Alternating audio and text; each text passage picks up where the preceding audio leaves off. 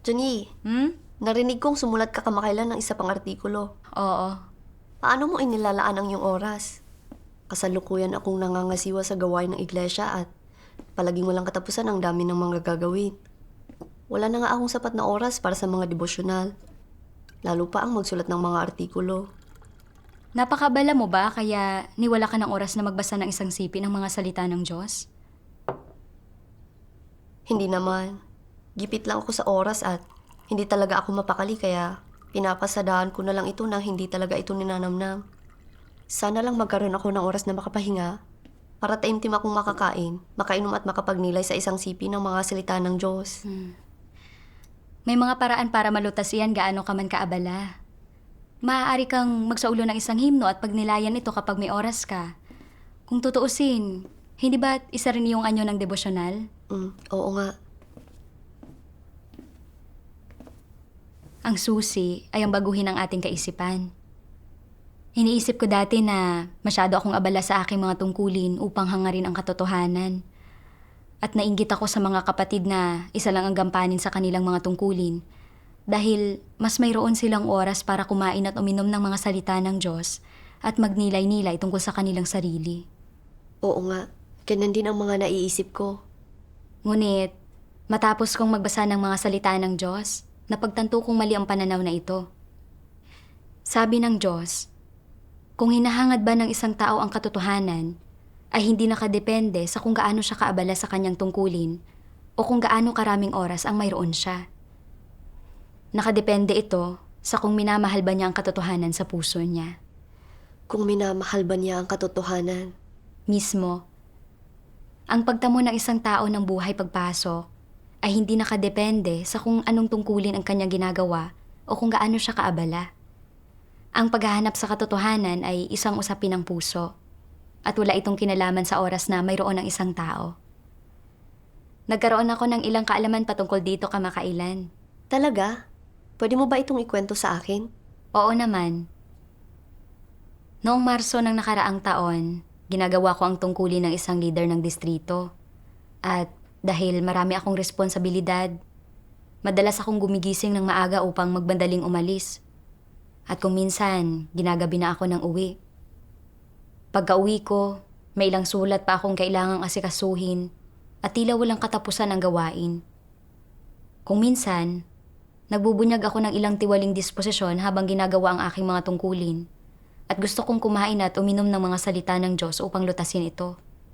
Ngunit, palagi kong nararamdamang masyadong maraming oras ang kinakain ng mga devosyonal. Matapos magpakaabala ng ganito ng ilang panahon, pakiramdam ko ay wala akong masyadong pag-usad sa buhay pagpasok at palaging may kahungkagan sa aking puso. Tama. Dahil namumuhay ako sa isang kalagayan ng pagtuon sa gawain, nang hindi binibigyang pansin ang buhay pagpasok, unti-unting naging manhid ang aking espiritu. At kapag may pagtitipon, hindi ako makapagbahagi ng anumang pagkakaunawa. Alam kong hindi normal ang relasyon ko sa Diyos, kaya medyo natakot ako. At pakiramdam ko ay nasa isa akong krisis. Oo nga. Kung hindi ako nagkaroon ng pagbabago sa aking buhay disposisyon, gaano man ako magmistulang tumatakbo o nagdurusa, hindi ko pa rin makakamit ang pagsang-ayon ng Diyos. Kaya huminto na ako sa pagnanais na gawin ang aking mga tungkulin bilang isang leader. Iniisip na masyadong abala ang tungkuling ito at wala na akong oras para hangarin ang katotohanan upang lutasin ang aking tiwaling disposisyon. Kung gayon, nagbitiw ka ba? Hindi. Bagamat hindi ko isinuko ang aking mga tungkulin, nawalan ako ng motibasyon. At tumigil ako sa pagkakaroon ng malaking pagpapahalaga sa pasanin para sa aking mga tungkulin. Kalaunan, napansin kong ang mga kapatid na gumawa ng mga tungkuling nakabatay sa teksto ay madalas nagbabasa ng mga salita ng Diyos at mga patutuong batay sa karanasan na isinulat ng iba pang mga kapatid. At inisip ko na magandang gumawa ng mga tungkuling nakabatay sa teksto at na higit ang makakamit ng isang tao mula sa tungkuling ito kaysa sa paggawa ng ibang tungkulin. Kaya umasa akong isang araw, makagagawa rin ako ng mga tungkuling nakabatay sa teksto. Dahil matutulungan ako nito sa aking buhay pagpasok at madadagdagan ang aking pag-asa para sa kaligtasan. Isang araw, noong Nobyembre, sinabi ng nakatataas na pamunuan na may agarang pangangailangan ng tauhan para sa gawaing nakabatay sa teksto.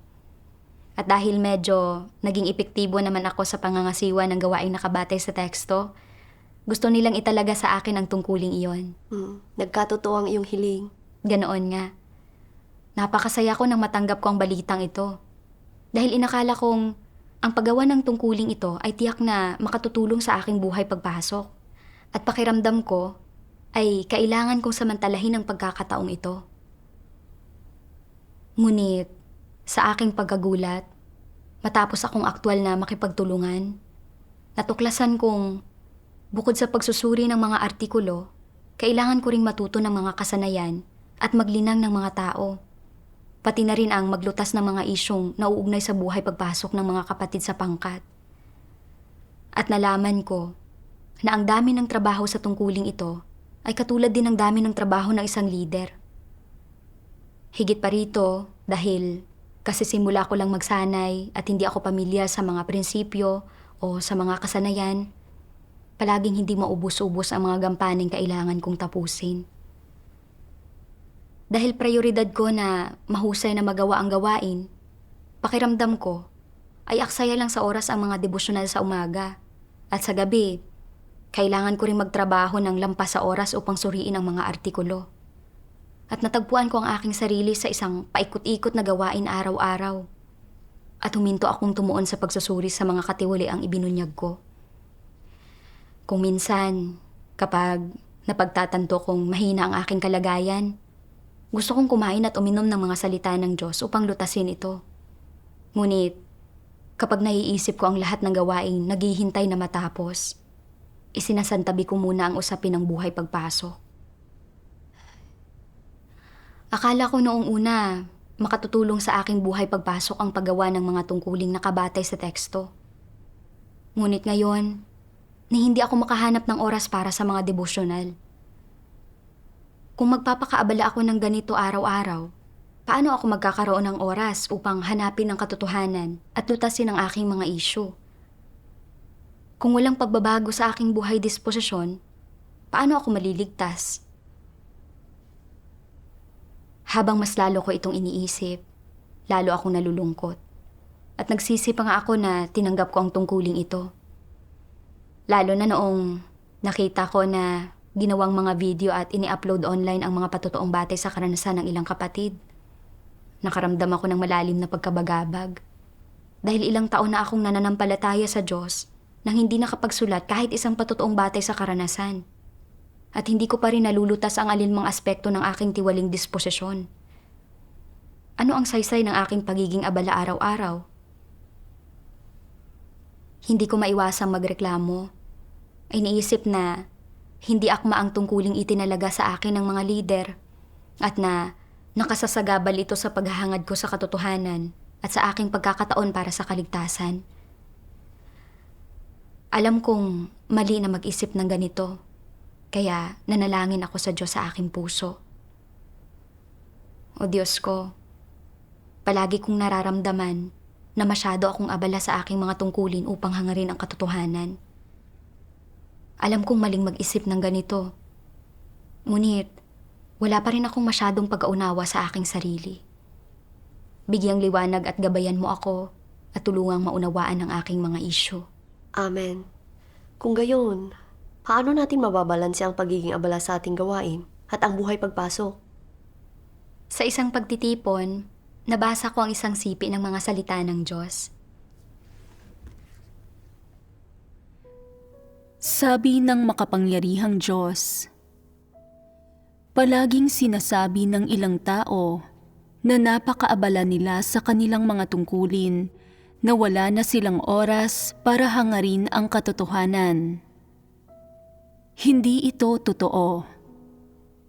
Pagdating sa isang taong naghahangad sa katotohanan, anumang gawain ang maaaring ginagawa niya. Sa sandaling may matuklasan siyang problema, hahanapin niya ang katotohanan upang lutasin ito at mauunawaan at makakamit niya ang katotohanan. Tiyak ito. Marami ang nag-iisip na mauunawaan lang ang katotohanan sa pamamagitan ng araw-araw na pagtitipon. Maling-mali ito. Ang katotohanan ay hindi isang bagay na mauunawaan sa pamamagitan lamang ng pagtitipon at pakikinig sa mga sermon. Kailangan din ng isang tao na isagawa at danasin ang mga salita ng Diyos, at kailangan din niya ang prosesong iyon ng pagtuklas at paglutas ng mga problema. Ang mahalaga ay dapat niyang matutunan na hanapin ang katotohanan. Ang mga hindi nagmamahal sa katotohanan ay hindi ito hinahanap. Anumang problema ang sumapit sa kanila. Ang mga nagmamahal sa katotohanan ay hinahanap ito, gaano man sila kaabala sa kanilang mga tungkulin. Kaya masasabi natin ng may katiyakan na ang mga taong iyon na palaging nagrereklamo na sa sobrang pagkaabala nila sa kanilang mga tungkulin ay wala na silang oras para makipagtipon. Kaya ipinagpapaliban nila ang paghahangad nila sa katotohanan ay mga hindi nagmamahal sa katotohanan. Mga tao silang may kakatuwang pagkaunawa na walang espiritual na pangunawa. Kung hinahangad ba ng isang tao ang katotohanan, ay hindi nakadepende sa kung gaano siya kaabala sa kanyang tungkulin o kung gaano karaming oras ang mayroon siya. Nakadepende ito sa kung minamahal ba niya ang katotohanan sa puso niya. Ang totoo, pare-pareho ang dami ng oras ng lahat ng tao. Ang naiiba ay kung saan ito ginugugol ng bawat tao. Posible na ang sino mang nagsasabing wala siyang oras na hangarin ang katotohanan ay ginugugol ang kanyang oras sa mga kasiyahan ng laman o naabala siya sa kung anong panlabas na aktibidad. Hindi niya ginugugol ang oras na iyon sa paghahanap sa katotohanan upang lutasin ang mga problema. Ganito ang mga taong pabaya sa kanilang paghahangad. Naaantala nito ang malaking usapin ng kanilang buhay pagpasok. Amen. Mula sa mga salita ng Diyos, nakita kong ang pagkakaroon ko palagi ng pakiramdam na masyado akong abala sa aking mga tungkulin para makapagtuon sa buhay pagpasok ay nag-ugat sa problema ng hindi ko pagmamahal sa katotohanan. Marami akong gawain dati bilang isang leader at pakiramdam ko ay wala akong oras para makapagbasa ng mga salita ng Diyos upang lutasin ang aking tiwaling disposisyon. Kaya gusto ko na lang gumawa ng tungkulin na maiisa lang na gampanin. Ngunit matapos lumipat sa tungkuling nakabatay sa teksto, pakiramdam ko pa rin ay masyado akong abala sa tungkuling ito at naapektuhan nito ang aking buhay pagpasok at nakasasagabal sa pagkakataon kong maligtas. Matapos mabasa ang mga salita ng Diyos, napagtanto ko na ganap na walang saysay ang aking mga dahilan. Tama. Ang mga taong nagmamahal at naghahangad sa katotohanan ay may kakayahang hanapin ang katotohanan at magnilay-nilay sa kanilang sarili sa anumang sitwasyon at matuto ng mga aral mula rito. Ngunit, ang mga taong hindi nagmamahal sa katotohanan ay hindi tumutuon sa paghahanap sa katotohanan sa anumang sitwasyon at palagi silang nakahahanap ng lahat ng uri ng dahilan upang hindi hangarin ang katotohanan. Naisip ko ang maraming kapatid na mga leader at supervisor. Abala rin sila sa gawain araw-araw, ngunit mayroon pa rin silang oras upang hanapin ang katotohanan at tumuon sa kanilang buhay pagpasok. Totoo yan. Marami sa mga patutuong batay sa karanasan na ibinabahagi ng mga leader ang talagang maganda. Mismo. Tulad na lang noong pumunta ang isang leader sa aming pangkat upang subaybayan ang gawain. Nakita kong responsable siya sa aming gawain habang namamahala rin ng iba pang mga gampanin. At na araw-araw ay masyado siyang abala kaysa sa akin. Ngunit nagawa niya pa ring makahanap ng oras para sa mga devosyonal at sa pagninilay ng mga salita ng Diyos. Higit pa rito, ang marinig siyang ibahagi ang kanyang mga karanasan at mga nakamit sa pagpupungos ay nakatulong din sa amin. Nakita ko na kaya ng iba na hanapin ang katotohanan at matuto ng mga aral sa mga sitwasyong kinaharap nila na hahantong sa pag-usad sa buhay. Naalala ko rin ang ilang individual na nakilala ko dati na gumawa ng mga tungkuling iisa lang ang gampanin, na kontento lang na matapos ang mga gampaning mayroon sila araw-araw. At pagkatapos ay gugugulin ang nalalabi nilang oras sa mga bagay na makalaman. Malinaw na nagkaroon sila ng maraming oras upang pagnilayan ang mga salita ng Diyos at hanapin ang katotohanan. Ngunit, wala pa rin silang pagpapahalaga sa pasanin para sa kanilang buhay pagpasok. At hindi nila binigyang pansin ang mga paalala ng iba. Bagkus ay nilalabanan pa nga ang mga ito. Tama. Kung hinahangad man ng isang tao ang katotohanan, hindi ito nauugnay sa mga tungkulin kanyang ginagampanan. Ang susi ay kung hinahangad ba ng isang tao ang katotohanan. Mismo. Sa harap ng mga katunayang ito, nakita kong ang aking paniniwala na ang pagiging abala sa mga tungkulin ay nangangahulugang walang oras ang isang tao para hangarin ang katotohanan ay talagang hindi naaayon sa katotohanan at ganap nakakatwa. Tama.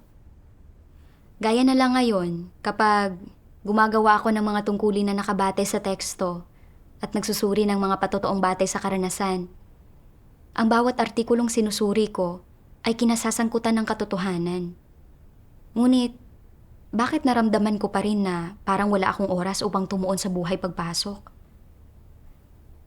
Ang ugat nito ay dahil hindi ko minahal ang katotohanan. At sinisi ko pa nga ang mga leader sa pagtatalaga sa akin sa isang hindi naaangkop na tungkulin na wala talagang kabuluhan at hindi makatwiran. Tunay ngang isa akong taong inilantad ng Diyos bilang may hangal na pangunawa at walang espiritual na pagkaunawa. Gayon din ako. Malinaw na ang isyu ay ang aking kawalan ng pagmamahal sa katotohanan. Ngunit palagi kong ginagamit na dahilan ang pagiging abala ko sa mga tungkulin. Talagang hindi makatwiran ang dahilang iyon. Mismo. Sabihin mo sa akin, ito ba ay dahil mas mahina ang kakayahan ko kaysa sa iba? Ang ibang tao nga ay nagagawang makahanap ng oras para sa mga devosyonal at magsulat ng mga patotoo gaano man sila kaabala sa kanilang mga tungkulin. Bakit hindi ko magawang balansehin ang mga bagay-bagay? Ang isyong ito ay tinutugunan din sa mga salita ng Diyos na nagpapakita sa atin ng landas na susundan. Nagsasabi sa atin kung paano makakamit ang buhay pagpasok habang ginagawa natin ang ating mga tungkulin. Talaga? Yan mismo ang kailangan ko. Kung gayon, magkasama natin itong tingnan.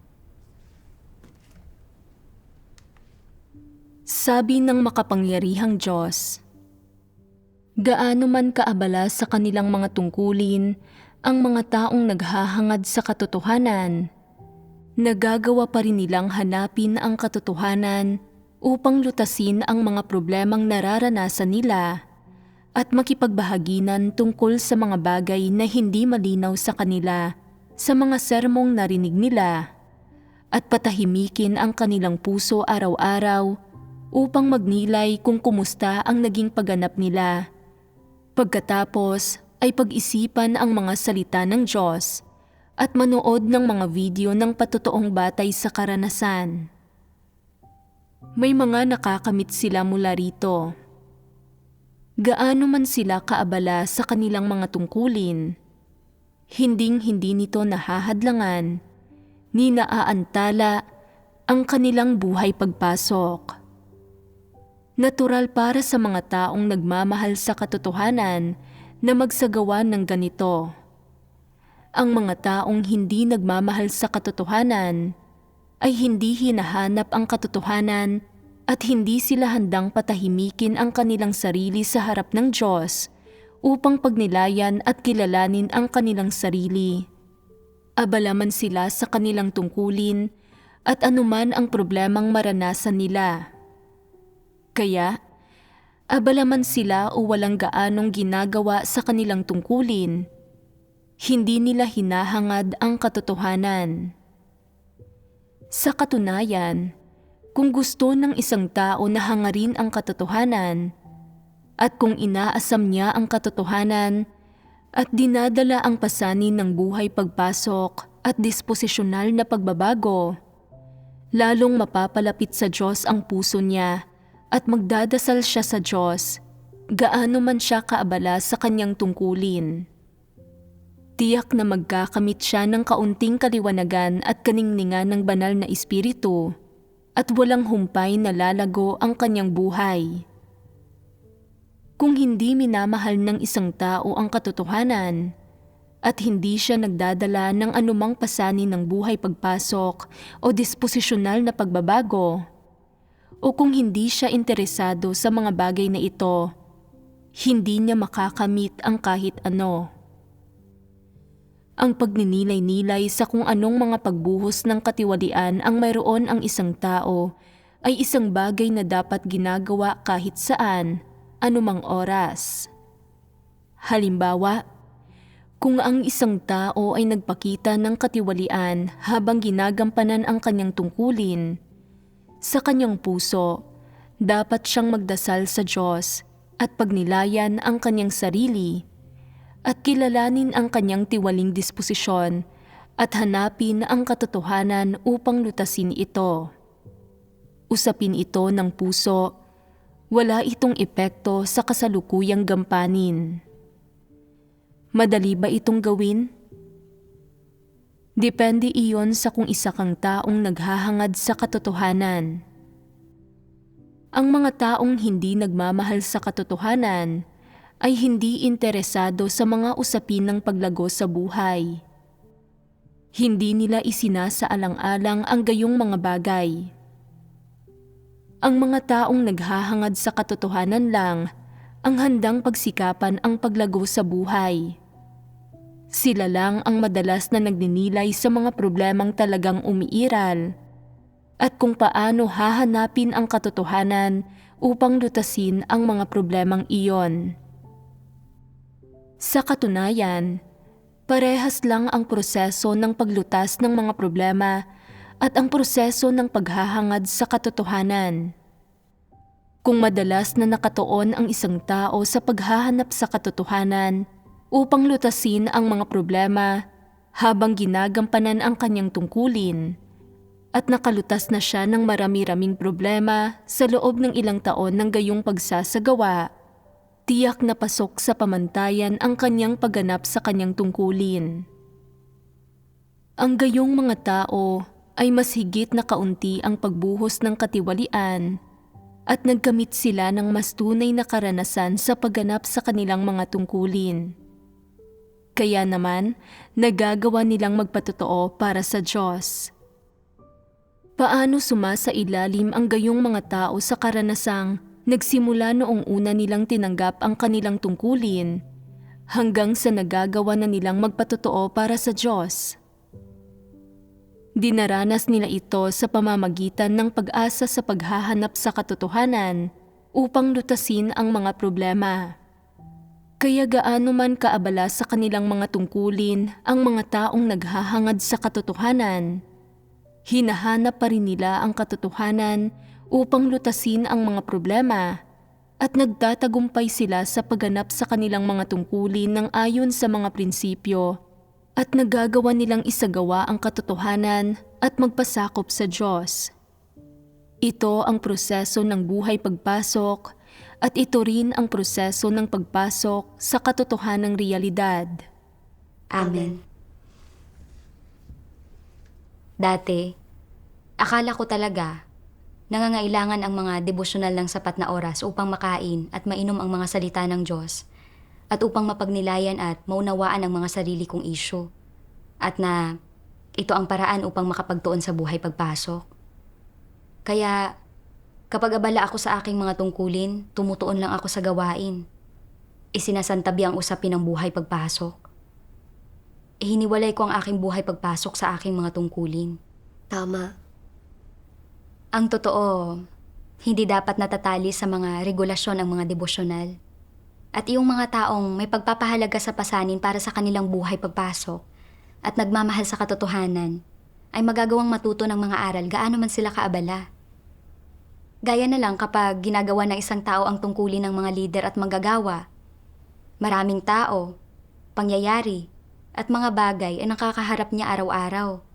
Kung minsan, maraming paghihirap sa buhay ng mga kapatid o di kaya ay nakaaapekto ang kanilang mga tiwaling disposisyon sa kanilang mga tungkulin. At kailangang pag-isipang mabuti ng mga lider at manggagawa ang kanilang mga kalagayan at hanapin ang mga salita ng Diyos upang matulungang malutas ang mga ito. Kung minsan, kapag nakikita nilang ibinubunyag ng mga kapatid ang kanilang matitinding tiwaling disposisyon, ginagambala at ginugulo ang gawain ng iglesia, kailangan nilang ilantad at pungusan ang mga ito. Tama. At sa paggawa ng mga tungkuling nakabatay sa teksto, ang pagsusuri sa bawat artikulo ay nagsasangkot sa isang partikular na aspekto ng katotohanan na maaaring makalutas sa isang aspekto ng tiwaling disposisyon. At kung may mga bagay na hindi malinaw na nauunawaan ng isang tao, kailangan niyang aktibong hanapin ang katotohanan nang sa gayon ay makapagsuri siya ng mga naaangkop na artikulo ayon sa mga prinsipyo. Ang lahat ng mga bagay na ito ay nauugnay sa buhay pagpasok. Tama yan. At saka, kapag nakikipag-ugnayan sa mga sister na kasama ko, dahil wala akong pag-arok sa mga prinsipyo, mababa ang pagiging epektibo ko sa aking mga tungkulin. At natagpuan ko ang aking sarili na nag-aalala tungkol sa aking kasikatan at reputasyon at ikinukumpara ang aking sarili sa mga kapatid ko. Kinailangan kong hanapin kaagad ang katotohanan upang malutas ang aking tiwaling disposisyon. Nang sa gayon ay mabilis kong maituon ang sarili ko sa aking mga tungkulin. Tama. Marami tayong mga aktibong kaisipan araw-araw. At mas may tendensiya tayong magbunyag ng katiwalian anumang oras at saan mang lugar. Ang pagninilay sa sarili at pananalangin sa Diyos upang maghimagsik laban sa sarili ay mga usapin ng puso at hindi nito maaantala ang ating gawain. Mismo. Bukod pa riyan, napakahalaga rin na samantalahin ang mga natitirang sandali upang manahimik sa harapan ng Diyos at pagnilayan ang kanyang mga salita. Na kahit ang oras na ginugugol sa paliligo, pagkain, o pakikipag-usap ay maaaring magamit upang pag-isipang mabuti ang mga salita ng Diyos o upang pagnilayan ang mga katiwaliang ibinubunyag ng isang tao sa buong araw. Napakaraming bahagi sa mga tungkulin ng isang tao kung saan kailangan niyang hanapin ang katotohanan at matuto ng mga aral. Tama. Ang totoo, maaaring gamitin ang lahat ng sandaling ito at hanggat hinahangad ng isang tao ang katotohanan, magkakaroon ng mga pakinabang. Tama iyan. Pagkatapos nito, noong ginawa ko ang aking mga tungkulin, nagsagawa na ako ayon sa mga salita ng Diyos. At kung minsan, kapag abala sa gawain, gigising ako ng medyo mas maaga o gagamitin ang aking lunch break upang magsulat ng mga devosyonal na tala o mga artikulo. Sa pagsasagawa ng ganito, naramdaman kong naging mas malapit ang aking relasyon sa Diyos. Salamat sa Diyos. Kapag nagsusuri ng mga artikulo, babasahin ko ang mga pagkaunawang batay sa karanasan ng aking mga kapatid. At sadya kong pagninilayan ang aking mga sariling problema gamit ang natutuhan mula sa mga problema nila. Kung minsan, sa pamamagitan ng pagbabasa ng kanilang mga pagkaunawang batay sa karanasan, nagkakaroon ako ng mas malinaw na kabatiran tungkol sa aking sariling mga isyu. At sa bawat pagkakataon, nakikita kong may nakakamit ako. Maganda yan. Unti-unti, naramdaman kong naging mas matalas na ang espiritu ko. At tunay kong napagtanto na hindi totoong hindi magkaugnay ang buhay pagpasok at ang mga tungkulin ng isang tao. Tama. Lalo at lalo kong naramdaman na napakagandang gawin ang tungkuling ito. At kahit na magiging abala rito, nakatulong ito sa akin na malutas ang tiwaling disposisyon ko. Tama. Naging handa akong magpatuloy na magsagawa at magtuon sa buhay pagpasok sa tungkuling ito. Salamat sa Diyos. Kailangan ko ring magsagawa ng ganito sa hinaharap. Isang araw, may nabasa akong isang sipi ng mga salita ng Diyos sa isang patotoong batay sa karanasan na nakatulong sa akin para magkaroon ng higit pang kabatiran tungkol sa aking kalagayan.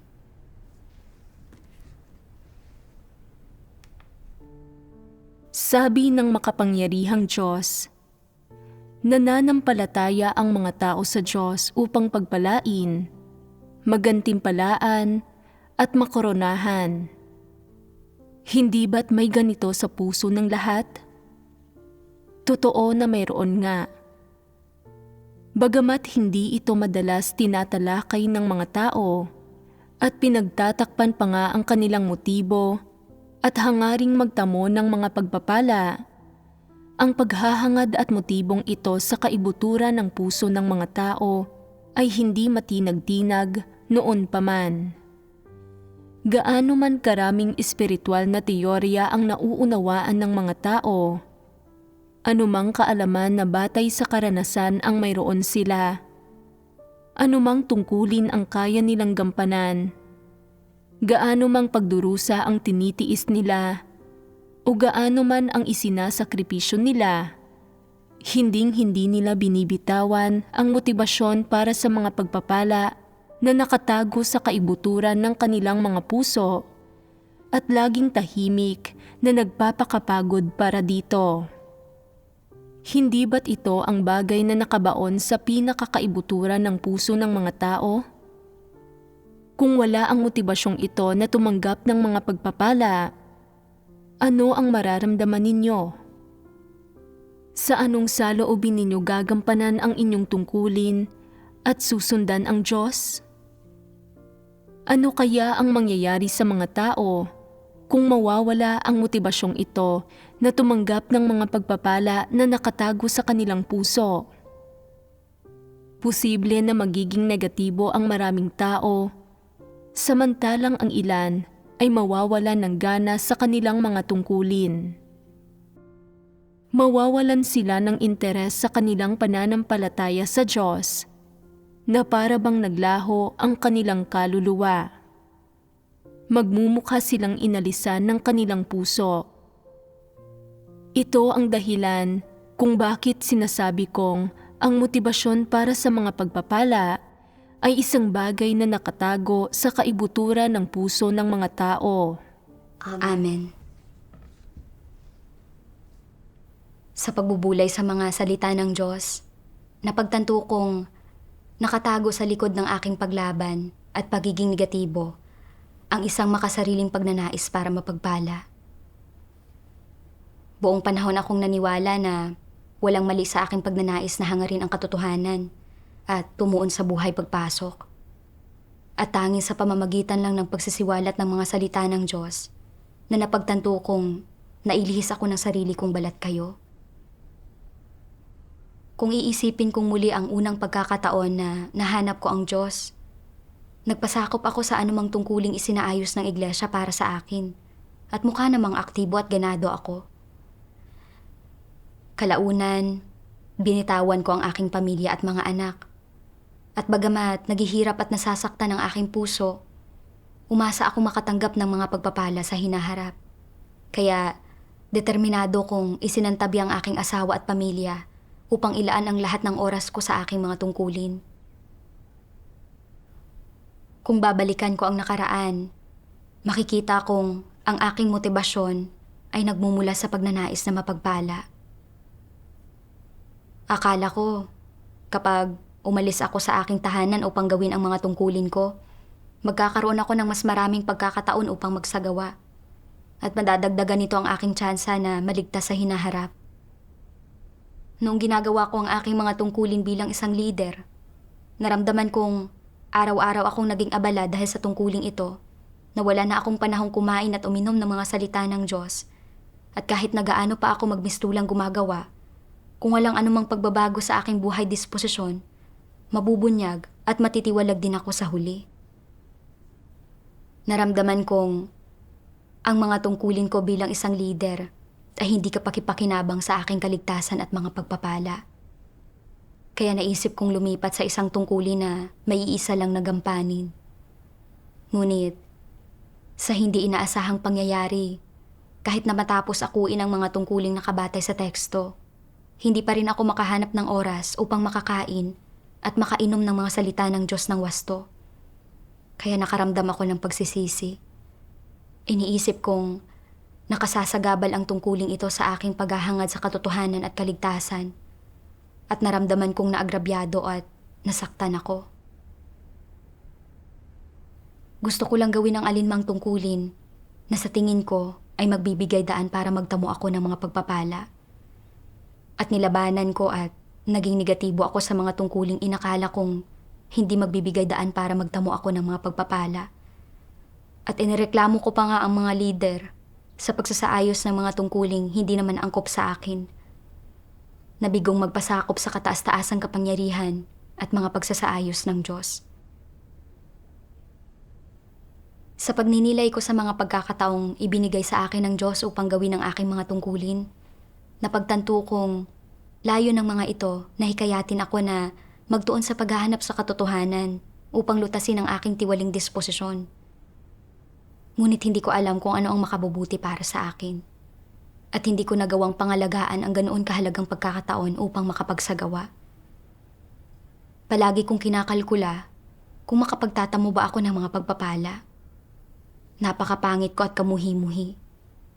Kung hindi ako bumawi, hindi magtatagal ay mabubunyag at matitiwalag ako. Tama.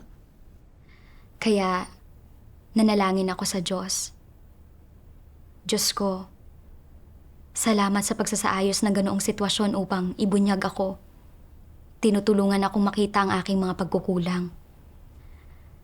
Handa akong baguhin ang aking maling pananaw sa paghahangad at magpasakop sa iyong mga pamamatnugot at pagsasaayos.